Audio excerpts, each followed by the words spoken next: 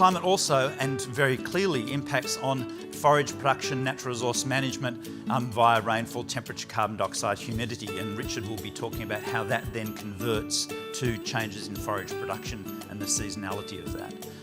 We know that climate impacts on animals via heat stress. So if it gets really hot and humid, animals will eat less and produce less. It impacts on pests and diseases and a range of other things. And through these impacts, it impacts on those supply chains right through to the meat production system and possibly including in the internals of your meat production system.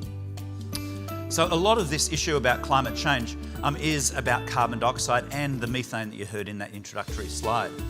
So there's already changes happening to our climate, which, as I indicated, feeds straight into our production systems.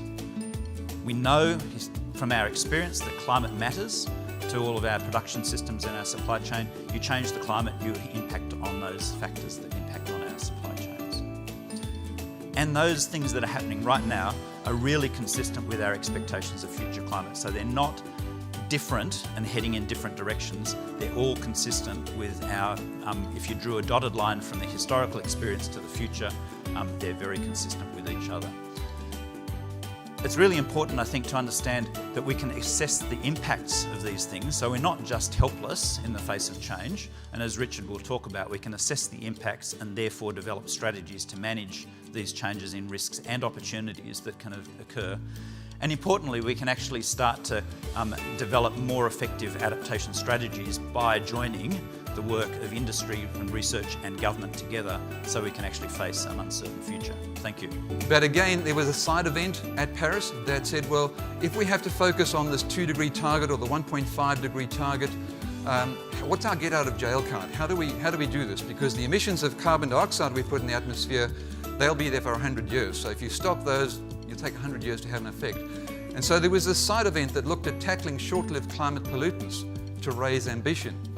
And it focused on, well, if we could reduce those shorter-lived greenhouse gases in the atmosphere, and methane being one of those that only lasts for 12 years in the atmosphere, but while it's in the atmosphere, it warms the atmosphere 86 times that of CO2. If they could target that, then that might be a get-out-of-jail card, because within 12 years you can see a real effect on reducing climate change. Now, whether you like it or not probably doesn't matter. It's on the agenda with policymakers saying this could be a get-out-of-jail card. But what I'm saying here is that the pressure will only increase on livestock methane to be one of those targets. So in conclusion, climate change we see will affect livestock production. We need to think seriously about adapting to the inevitable changes. In the short term, just adopting best practice, encouraging producers to adopt current best practice will keep them ahead of the game. But longer term, through to 2050 and beyond, we need to come up with strategies that are far more ambitious, far more transformational to address that. One of the major parts about it is event analysis. So we've got an industry that's been working for 150, 200 years. There's a lot of events, there's a lot of knowledge, there's a lot of resilience in there. We've done well at this stage, but as you can see, there's a massive rate of change that we need to actually work with. So part of the project will really be drawing out the industry experience and putting that into practice. We're not going to create anything new here.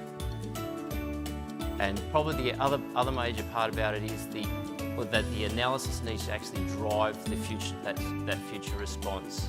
It's not good enough to say, geez, we just survived that one, that was okay, and not think about it.